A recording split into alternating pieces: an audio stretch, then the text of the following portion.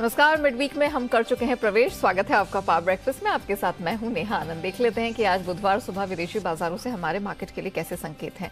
तो कुछ सुस्त ढुलमुल सी शुरुआत होती हुई नजर आ रही है। स्टिक्स निफ्टी 17,500 के नीचे है। यहां पर तकरीबन 40-42 अंकों की कमजोरी नजर आ रही है।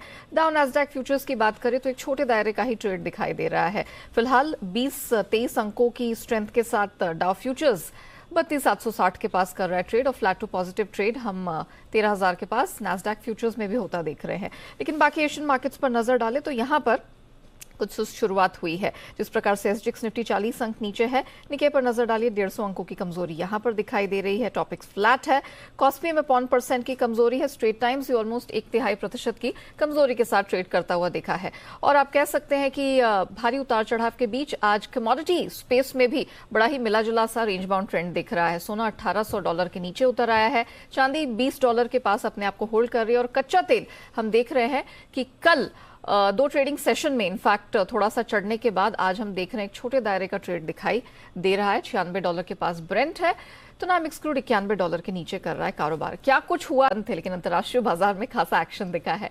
इन सब पर रोशनी डालने के लिए मेरे सहयोगी दीपांशु इस वक्त मेरे साथ स्टूडियो में जुड़ चुके हैं। Deepanshu, good morning. एक दिन की छुट्टी के बाद आना बहुत रिफ्रेशिंग लग रहा है। लेकिन क्या हुआ है इंटरनेशनल मार्केट में? ज्यादा कुछ नहीं हुआ है। जहां छोड़ के गए थे मंडे को बाजार, कुछ मिस आपने नहीं करा है। लगभग जिन लेवल्स पर आप मंडे को बाजार छोड़कर गए थे, उन्हीं लेवल्स पर आपको दिखेंगे। जैसे आप कहनी थी कच्चे तेल में हल्की बढ़त हुई है। 94 पर हम छोड़ के गए थे, अभी 96 पर है। पर आज सुबह थोड़ा सुस्त हुए हैं। 1800 के आसपास है। और अमेरिकी बाजारों की बात करें तो वहां पर भी कुछ एक्शन नहीं हुआ। Of course all important data आने वाला है आज। यूएस से उनका इन्फ्लेशन डेटा आएगा और चीन, यहां पर भी आप इन्फ्लेशन डेटा आने वाले हैं, तो यहां पर आपको रखनी पड़ेगी नजर। बट अगर आप देखें 2 दिनों में बहुत ही सीमित दायरे में अमेरिकी बाजार रहे हैं। स्पेशली डाउ मंडे की बात करें तो 30 पॉइंट ऊपर बंद हुआ था। कल की बात करें तो 60 पॉइंट नीचे बंद हुआ था। लगभग घुमा फिरा के वहीं पर है जहां पर हम डाउ को छोड़ के गए थे। हाँ, नैस्डैक में आपने जरूर गिरावट देखी और लगातार तीसरे दिन आपने कल नैस्डैक को फिसलते हुए देखा। इनफैक्ट कल थोड़ा ज्यादा फिसला था, 1.25% नीचे फिसल कर बंद हुआ। मंडे को हार्डली कुछ एक्शन वहां पर होते हुए दिखा था। एक्चुअली 2 दिनों में हुआ क्या है, मंडे को हमने देखा एनवीडिया, जो एक बहुत ही बड़ी सेमीकंडक्टर चिप्स बनाने वाली कंपनी है, और कल फिर माइक्रॉन, ये भी एक सेमीकंडक्टर बनाने वाली कंपनी है। दोनों ने आगे के आउटलुक को देकर वार्निंग दी है। दोनों ने कहा है कि आगे का आउटलुक थोड़ा सुस्त दिख रहा है। डिमांड में उन्हें गिरावट के संकेत आते हुए दिख रहे हैं। तो विद इन आईटी ये एक बड़ा स्पेस है जहां पर डिमांड स्लो डाउन के आपको संकेत आते हुए दिख रहे हैं, और इसलिए इस सेक्टर में आपने भारी गिरावट देखी और इसकी वजह से पूरे टेक्नोलॉजी स्पेस का कल थोड़ा मूड बिगड़ते हुए दिखा। इसके साथ ही कंज्यूमर, टूरिज्म और ट्रैवल क्षेत्र के सेक्टर्स भी कल फिसलते हुए दिखे हैं। एक बार फिर से चीन में कई सारी जगहों पर नए कोविड के मामले आने की खबरें आ रही हैं और क्या वापस लॉकडाउन लग सकते हैं, ऐसी आशंका भी है। तो वहां से भी थोड़ा मूड माहौल बिगड़ते हुए दिखा है। हालांकि कल एनर्जी शेयर्स में आपने हल्की खरीदारी देखी। तो ओवरऑल कुछ ज्यादा करने के मूड में नहीं है अमेरिकी बाजार। इनफैक्ट क्योंकि आज इनका जो इन्फ्लेशन डेटा आने वाला है वो काफी इंपॉर्टेंट रहेगा। जून में 9.1% का हाई हमने देखा था, वहां से थोड़ा गिरकर आ सकता है। 8.7% का बाजार अनुमान लगा रहे। तो एक तरह से माना जा रहा है कि पीक इन्फ्लेशन आ चुका है। बट 9.1 से 8.7% अगर आप देखें तो कुछ ज्यादा बड़े राहत की बात नहीं है, स्पेशली कंसिडरिंग कि 4 बार फेड रेट्स ऑलरेडी बढ़ा चुका है। तो देखते हैं आज का इन्फ्लेशन डेटा कैसा रहता है। उससे पहले बाजार थोड़ा दायरे में थोड़ा कॉशियस सेंटिमेंट दिखा रहे हैं। बॉन्ड यील्ड भी 2.8% के आसपास आपको स्टेबल दिख रही है। यूरोप की बात करें तो यहां पर भी कुछ ज्यादा एक्शन नहीं हुआ है। कल थोड़ा मिला जुला कारोबार आपने देखा। डॉलर में थोड़ी सुस्ती की वजह से हमने देखा सोना 1800 के आसपास आ गया था, अभी भी उसी लेवल से थोड़ा $10 वहां से नीचे आपको दिखेगा। कच्चे तेल में आज मिला जुला कारोबार हो रहा है, बट $96 पर आपको ब्रेंट दिखे। तो 2 दिनों में $2 ऊपर आपको आते हुए दिखा है। माना जा रहा है कि अमेरिका में जो डिमांड है वो बरकरार रहेगी, उससे थोड़ा सहारा मिल रहा है। हालांकि कुछ इश्यूज आ रहे हैं रशिया की सप्लाई को लेकर, तो शायद वहां से भी आपको दाम को सहारा आते हुए दिख सकता है। बेस मेटल्स यहां पर भी थोड़ा मिला जुला एक्शन था। कॉपर और निकल में आपने थोड़ी खरीदारी देखी है। साथ ही जिंक और एल्यूमिनियम पर रखिए नजर, ये थोड़े मल्टी वीक हाइस पर आपको ट्रेड करते हुए दिख रहे हैं। एग्री कमोडिटीज में भी एक बाउंस बैक आपने आते हुए दिखा है। ठीक ठाक एक्शन है, कुछ ज्यादा बड़े संकेत नहीं है। आज का ऑल इंपॉर्टेंट अमेरिका का जो इन्फ्लेशन डेटा आएगा वो सबके लिए एक बड़ा इंडिकेटर रहेगा। बिल्कुल, तो नजर रहने वाली है महंगाई के आंकड़ों पर, इससे निर्धारित होगा कि आगे ब्याज दरों की चाल कैसी रहने वाली है। शुक्रिया दीपांशु, वो पूरी डिटेल दर्शकों के सामने रखने के लिए। आइए देख लेते हैं कि सोमवार को संस्थागत निवेशकों की तरफ से प्रदर्शन किस प्रकार का देखने को मिला है। अब तक हमने देखा है कि अगस्त के महीने में लगातार FIIs की खरीदारी जारी है। 1450 करोड़ की खरीदारी का आंकड़ा कैश स्पेस में सोमवार को निकल कर आया विदेशी संस्थागत निवेशकों की तरफ से। थोड़ी बिकवाली हालांकि घरेलू संस्थागत निवेशकों की तरफ से दिखाई दे रही, 140 करोड़ का वो आंकड़ा, लेकिन F&O स्पेस में वंस अगेन हमने देखा है विदेशी संस्थागत निवेशकों की खरीद का फायदा ही मिला है। तो दायरे में जिस तरह का मूड मिजाज फिलहाल ग्लोबल मार्केट्स का नजर आ रहा है, इस बीच हमारे मार्केट में आज आपको क्या रणनीति अपनानी है और क्या ट्रेडिंग लेवल्स होंगे, इस पर बात करने के लिए जी बिजनेस के मैनेजिंग एडिटर अनिल सिंह भी हमारे साथ जुड़ चुके हैं।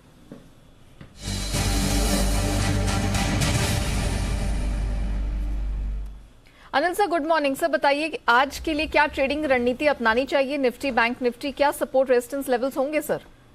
Good morning Neha. देखिए, संकेत तो मिले जुले हैं, न बहुत बड़ी तेजी के और नहीं बहुत कमजोरी के, और जिस तरह से सोमवार को हमारा सेशन था उस हिसाब से इस वक्त ग्लोबल मार्केट ट्रेड करते हुए दिखे। तो कच्चा तेल स्थिर है, अमेरिकी बाजार स्टेबल है, इसके अलावा FIs की तरफ से खरीदारी बरकरार है, और एक दिन की छुट्टी के बाद जब हम खुलेंगे तो निश्चित तौर पर फिर से खरीदारी के मौके ढूंढेंगे। तो अगर कमजोर शुरुआत होती है तो खरीदारी के मौके होंगे। अब एक ही समस्या है कि थोड़ी सपोर्ट रेंज जो है, जो आज थोड़ी सी नीचे नजर आ रही है, 17,350 17,400 अब मजबूत सपोर्ट है।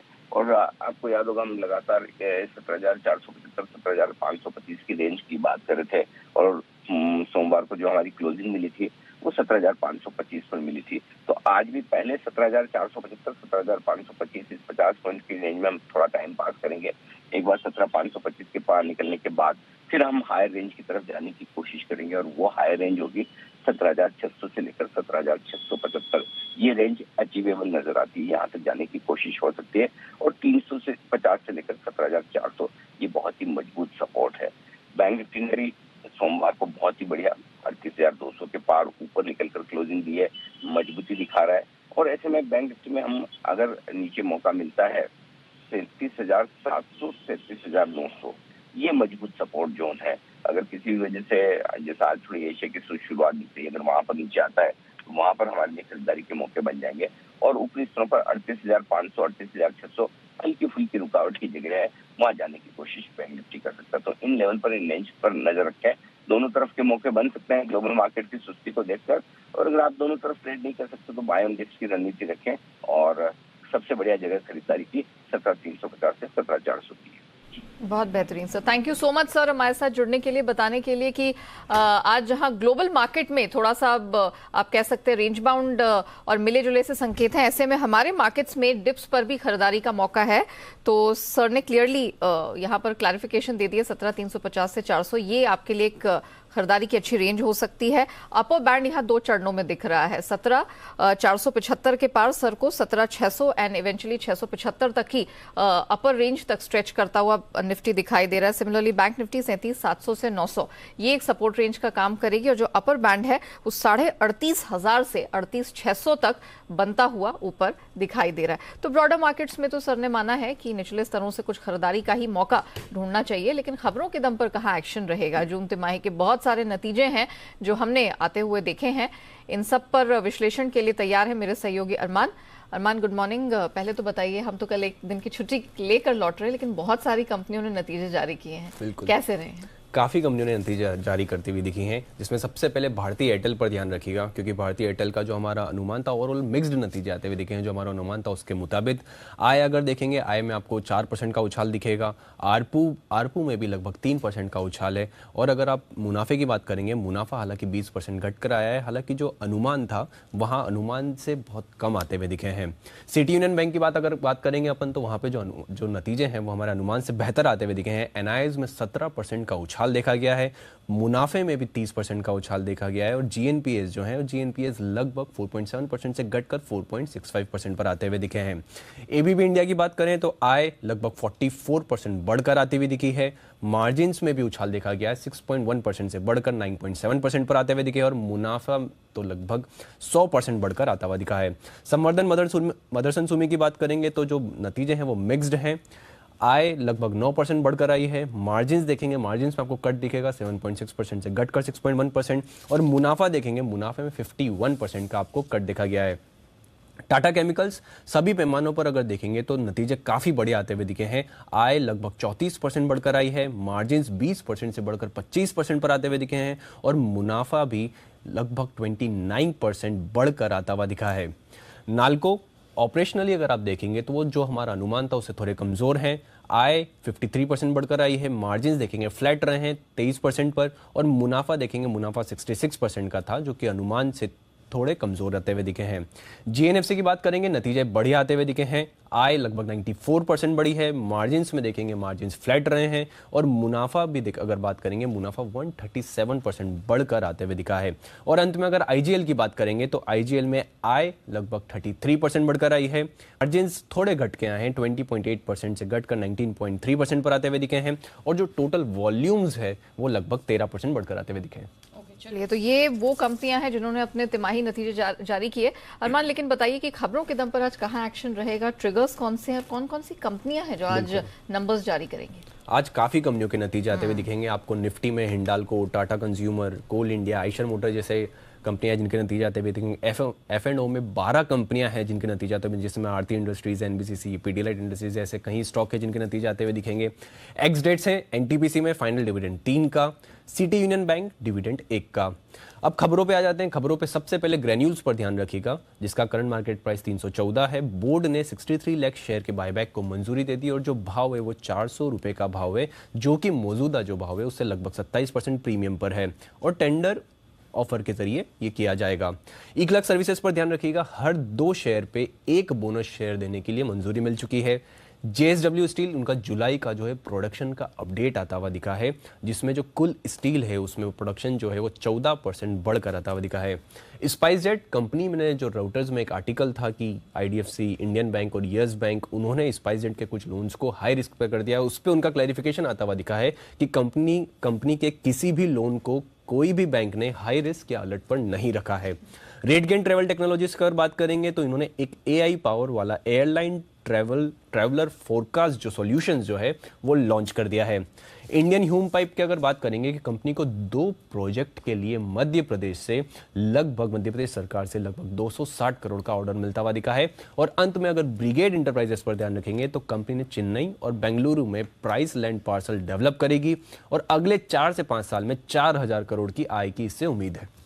ओके, चलिए, तो ढेरों नतीजे आने वाले हैं जिस पर तो रहेगी नजर, और खबरों के दम पर भी बहुत सारे ऐसे स्टॉक्स हैं और सेक्टर्स हैं जहां एक्शन देखने को मिलेगा, तो कमाई का भरपूर मौका आज आपको मिलने वाला है। अरमान, थैंक यू सो मच वो पूरी डिटेल रखने के लिए। आइए अब जान लेते हैं आज की ट्रेडिंग कॉल्स। चॉइस ब्रोकिंग आज खरीदारी की सलाह दे रहे हैं। निपॉन लाइफ इंडिया में स्टॉप लॉस स्ट्रैटेजी में 294 का रखना है और टारगेट 325 का मिल जाएगा। अनराठी सिक्योरिटीज कैनफिन होम्स में खरीद की रिकमेंडेशन दे रहे हैं। स्टॉप लॉस 585 रुपए का और टारगेट 620 का स्ट्रैटेजी में मिल जाएगा। और अंत में सेंट्रम ब्रोकिंग एलएनजी में खरीदारी की रिकमेंडेशन है। इस स्ट्रैटेजी में स्टॉप लॉस आपको 1805 का लगाना है और टारगेट आ रहा है 1880 का। आइए अब जान लेते हैं कि बाजार पर आज एक्सपर्ट्स की क्या राय बन रही है, वो ब्रॉडर मार्केट्स में आपको क्या रणनीति सुझाने वाले हैं, end of course stock specific action कहाँ रहेगा। इन सब पर बात करने के लिए kiranjadhav.com के सीईओ आशीष केलकर जी हमारे साथ जुड़ चुके हैं। Ashish ji, good morning. अच्छी क्लोजिंग हमने सोमवार को निफ्टी, बैंक निफ्टी में होते हुए देखी। अधिकतर इंडाइसेस ने भी अच्छा प्रदर्शन दिखाया है। क्या माना जाए, एक दिन की छुट्टी के बाद आज एक्सटेंड होगा वो स्ट्रेंथ, वही momentum? Very good morning Neha ji. देखिए, मैं मानता हूं कि होना चाहिए, जो बुलिश मोमेंटम है वो कंटिन्यू होने की संभावना चार्ट के ऊपर बहुत ही ज्यादा दिखाई दे रही है। अगर मैं डेली चार्ट का जायजा लेता हूं तो डेली चार्ट पर एक बहुत ही बेहतरीन कंसोलिडेशन के बाद वापस एक बार ऊपर जाने की कोशिश करता हुआ निफ्टी का चार्ट इंडिकेशन दे रहा है। तो अच्छा खासा रुझान है, लेकिन एक कॉशन भी, नो कॉशियस नोट भी यहाँ पे देना चाहूंगा। एक बहुत ही इंपॉर्टेंट लेवल है 17,450, ये मेक और ब्रेक लेवल रहेगा। जब तक हम 17,450 के ऊपर है तो ये बुलिश मोमेंटम जारी रहेगा। सो जिनके ऑलरेडी लॉन्ग पोजीशन है 17,450 के नीचे का स्टॉप लॉस लगाए और एग्जिस्टिंग लॉन्ग पोजीशंस को होल्ड करने की मेरी सलाह होगी। लेकिन फ्रेश पोजीशन अगर इनिशिएट करनी है तो मैं मानता हूँ थोड़ा रुक जाना चाहिए। परसों के ट्रेडिंग सेशन का जो हाई है उसके ऊपर अगर हम निकलते हैं तो ही फ्रेश खरीदारी करने का मौका ढूंढना चाहिए। स्पॉट लेवल की बात करूंगा 17,550 17,560 का ऊपर अगर हम निकलते हैं और टिकते हैं तो ही फ्रेश पोजीशन बनाने की निफ्टी में सलाह होगी। बैंक निफ्टी थोड़ा ज्यादा आउट परफॉर्म करता हुआ दिखाई देगा मेरे ख्याल से, क्योंकि बैंक निफ्टी का ओवरऑल चार्ट स्ट्रक्चर और जो लीडर स्टॉक्स है उन्होंने अच्छा परफॉर्मेंस दिया है परसों के ट्रेडिंग सेशन में। बैंक निफ्टी में अभी भी लॉन्ग पोजीशन इनिशिएट की जा सकती है। आज का ओपनिंग देखने के बाद जो एग्जिस्टिंग लॉन्ग पोजीशन है, स्पॉट लेवल की बात करूंगा 38,140 38,140 का स्टॉप लॉस के साथ एग्जिस्टिंग पोजीशन होल्ड करे। डेरिवेटिव डेटा के हिसाब से 38,000 का बहुत इंपॉर्टेंट लेवल है, उसके ऊपर बुलिश मोमेंटम जारी रहेगा। ओके ये तो बात हो गई ब्रॉडर मार्केट्स की, निफ्टी बैंक निफ्टी की। मुझे बताइए कि सोमवार को हमने देखा था कि एक आईटी स्पेस छोड़ दें तो अधिकतर इंडाइसेस ने अच्छा प्रदर्शन दिखाया था। निफ्टी मेटल तगड़ा परफॉर्मेंस था, बहुत सारी कंपनियों ने अच्छा प्रदर्शन दिखाया है। नाल्को हमारी उम्मीद से कुछ कम नंबर्स, अनुमान से कुछ कम आप कह सकते हैं नीचे ही थोड़ा सा नंबर्स देखने को मिले हैं नाल्को के, लेकिन हिंडाल्को आज अपने तिमाही नतीजे जारी करने वाली है। मेटल स्पेस में आज क्या सलाह होगी? मेटल स्पेस में मैं मानता हूं कि एक रेजिस्टेंस के लेवल पे बहुत सारे स्टॉक्स, हिंडाल्को, अगर आप वेदांता देखेंगे, हिंद कॉपर एक बहुत ही बेहतरीन परफॉर्मेंस देता हुआ नजर आया था परसों के ट्रेडिंग सेशन में। तो हिंद कॉपर में जिन्होंने ऑलरेडी लॉन्ग पोजीशंस ली है तो डेफिनेटली बनाए रखने की सलाह होगी और ऊपर के लेवल्स देखने को मिल सकते हैं। लेकिन अगर किसी को फ्रेश पोजीशन इनिशिएट करनी है तो मैं मानता हूँ वेदांता एक बेहतरीन ऑप्शन रहेगा। वेदांता में एक लेवल देता हूँ, इसके ऊपर निकलते ही एक फ्रेश ब्रेकआउट होगा और वो लेवल रहेगा 258 का। परसों का क्लोज 256.75 है, यानी यहाँ से करीब करीब ₹1.5 ऊपर एक फ्रेश ब्रेकआउट हो जाएगा। 258 के ऊपर खरीदारी करने की सलाह होगी। मेरा इस केस में जो टारगेट रहेगा वो 265 और 272 का लक्ष्य रहेगा और स्टॉप लॉस इस केस में हम लगाएंगे 254 का। और स्टॉक स्पेसिफिक एक्शन आपको कहाँ दिखाई दे रहा है? बैंकिंग स्टॉक बहुत ही बेहतरीन प्रदर्शन करते हुए नजर आ रहे हैं, तो मैंने एक ही कन्विक्शन वाला स्टॉक चुना है। एक्सिस बैंक का फ्यूचर खरीदारी करने की सलाह होगी। 740 का स्टॉप लॉस लगाएंगे, 760 और 765 के लक्ष्य होंगे। Okay Ashish ji, thank you so much हमारे साथ जुड़ने के लिए, बताने के लिए कि ब्रॉडर मार्केट्स में, इंडाइसेस में और of course stock specific action आज कहाँ इक्विटी स्पेस में दिखाई दे रहा है। बढ़ते हैं कमोडिटी बाजार की तरफ और रणनीति समझाने के लिए आईएफएल सिक्योरिटीज के अनुज गुप्ता हमारे साथ अब जुड़ चुके हैं। अनुज गुड मॉर्निंग, बहुत स्वागत है। सोने चांदी से शुरुआत करते हैं, हम फिर से दायरे में फंसते नजर आ रहे हैं, बट ऑफ कोर्स सीपीआई के आंकड़ों पर बाजार की नजर है, उससे पहले कोई बड़ा ट्रेड नहीं लेना चाहते, तो थोड़ा सा $1800 के नीचे जो फिसला है, क्या ये खरीद का मौका है हमारे मार्केट्स में आज? Arya ji good morning. देखिए डेफिनेटली खरीद का ही मौका है, क्योंकि अगर हम देखें तो इंटरनेशनल मार्केट में गोल्ड धीरे धीरे ऊपर की तरफ आता हुआ दिख रहा है। डॉलर इंडेक्स बॉन्ड यील्ड में थोड़ी सी गिरावट देखने को मिली है और कहीं ना कहीं स्टेबल डिमांड हमने गोल्ड में आती हुई देखी है। तो हमें लगता है कि गोल्ड, हालांकि सीपीआई का डेटा आने हैं, थोड़ा सा कॉशियस अप्रोच है, मगर उसके बावजूद भी हमें लगता है कि मार्केट एक धीरे धीरे एक कंसोलिडेशन वेव से बाहर निकलता हुआ अपसाइड मोमेंटम की तरफ जाता हुआ दिख रहा है। $1792 के आसपास लेवल अभी चल रहे हैं स्पॉट में और करीबन $1808 चल रहे हैं कॉमेक्स में, तो अपसाइड मोमेंटम एक बनता हुआ दिखाई दे रहा है। हमें लगता है कि खरीदारी का ट्रेड रखना चाहिए करीबन 52,300 में, एनसीएक्स में 52,000 का स्टॉप लॉस लगाएं, टारगेट 52,900 53,000 तक देखने को मिल सकता है। इंटरनेशनल मार्केट में एक्सपेक्टेड है स्पॉट के अंदर 1805 से लेकर $1810 तक के लेवल यहाँ देखने को मिल सकते हैं।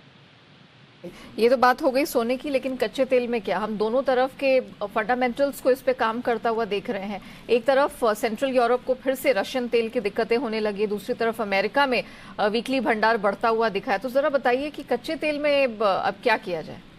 देखिए ओपेक की तरफ से प्रोडक्शन बढ़ाने की बात कही है और साथ में जो स्टोरेज बढ़ी है वो एक थोड़ा सा नेगेटिव प्रेशर क्रूड पे डाल रहा है। हमने देखा कि $96 के आसपास भाव आते हुए दिखाई दिए हैं। हालांकि थोड़ा सा कंसोलिडेशन हुआ है यहाँ पे, बट मुझे लगता है ये अभी भी जो अंडरटोन है थोड़ा सा डाउन साइड का ही रहेगा। यहाँ पे सलन राइज का मार्केट रहेगा। हमें लगता है कि क्रूड के अंदर करीबन 7,300 में एनसीएक्स में बिकवाली करें, 7,510 का स्टॉप लॉस लगाएं, टारगेट 7,000 तक हो सकता है।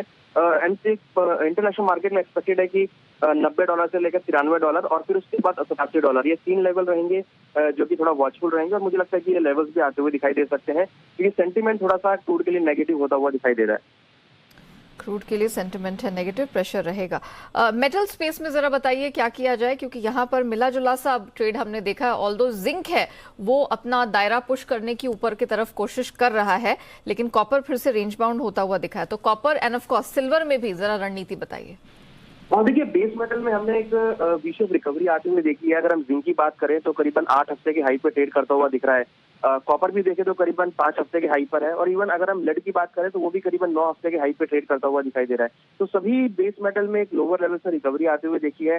हमें लगता है कि बेस मेटल में और सिल्वर के अंदर भी ट्रेंड पॉजिटिव रहेगा। सिल्वर भी देखें तो अब करीबन 20-50 के आसपास ट्रेड कर रहा है।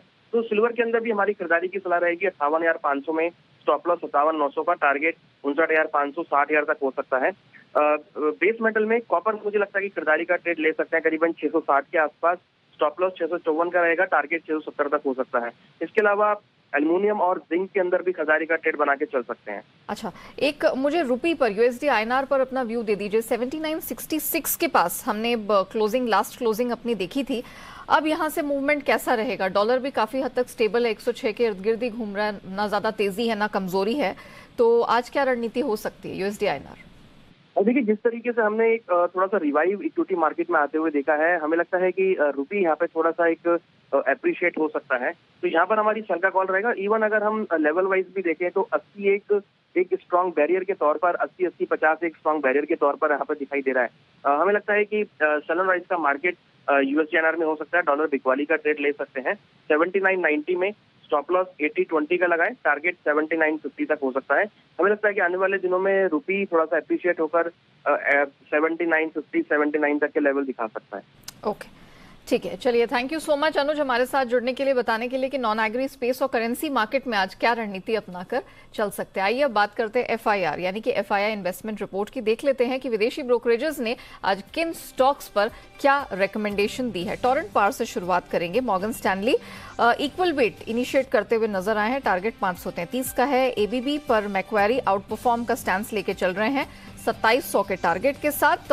और आईजीएल, इस पर मल्टीपल ब्रोकरेजेस की रिकमेंडेशन निकल कर आई है। मैक्वेरी न्यूट्रल आउटलुक दे रहे हैं और टारगेट 400 का है। जेफरीज खरीद की सलाह है 450 के टारगेट के साथ। और अंत में सिटी खरीदारी की रिकमेंडेशन है और इनकी तरफ से लक्ष्य सुझाया जा रहा है 490 का।